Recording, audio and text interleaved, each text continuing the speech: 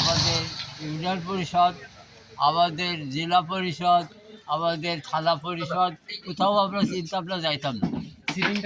কিন্তু যখন বোঝা গেল যে আমাদের কোনো কিছু পাইতে হলে, কোনো সাহায্য পাইতে হলে এই প্রবীণ অথবা প্রতিবন্ধী যারা, তাদেরকে কিন্তু এই অফিসগুলো চিনতে হবে, জানতে হবে, যাইতে হবে। তাহলে আমরা কীভাবে যাব? তখন কারিতাস আমাদের সুন্দর সহযোগিতা পথ দেখাইছে, এই পথ দিয়ে তোমরা এগিয়ে যাও, আমরা পাশে আছি।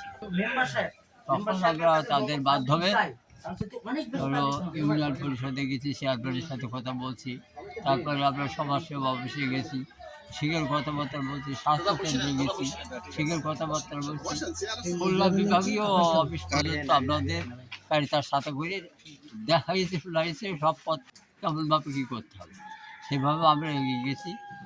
আমি বিশেষ করে প্রায় 12 বছর এই সঙ্গের সাথেই কাজ করি এবং আমি গ্রাম পরিষদের একজন প্রতিনিধি হিসাবে সমাজের সেবার কাজে নিয়োজিত আছি।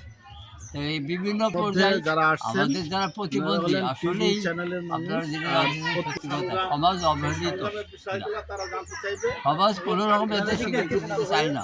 তাদের মান সম্মান, তাদের ঘৃণা চোখে দেখা, তাদের কোনো প্রতিষ্ঠানে কোনো উৎসবে যাইতে গেলে সেখানে বাধা সৃষ্টি হয়, ওদেরকে কোনো রকম আগে যাইতে দেওয়া হয় না।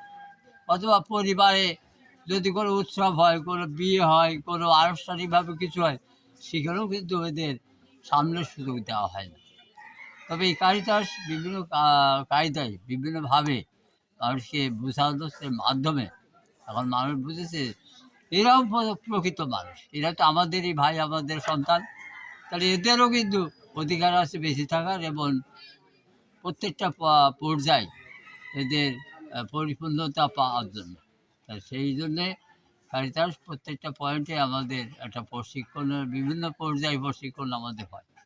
আর সেখান থেকে তারা আমাদের যে আলো দান করেছে, সেই আলোই কিন্তু আমরা দেখতে পাচ্ছি। আমি নিজে প্রতিবন্ধী না, কিন্তু প্রবৃত্ত হয়ে গেছি।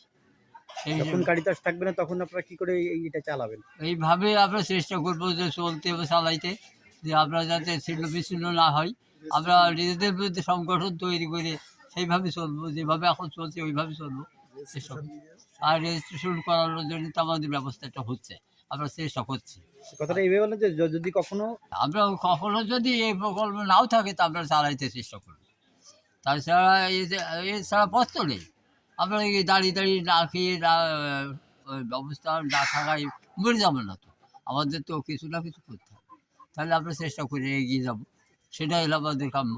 এবং তার জন্য যত ভালো আকারে তার সবার সাথে। আমার নাম অনিল মণ্ডল, আমার গ্রাম শিমুলিয়া, আমার ইউনিয়নও শিমুলিয়া। আর আপনি এই ক্লাবের কি? এই ক্লাবের ওই উন্নয়ন কমিটির সদস্য।